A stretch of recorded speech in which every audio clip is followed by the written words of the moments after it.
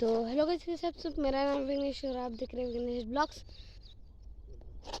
तो गाइस अभी हम आए हुए हैं बागवान के खेत में और यहाँ बहुत सारी बारिश हो कल बहुत सारी बारिश हुई थी। तो अभी ये खेत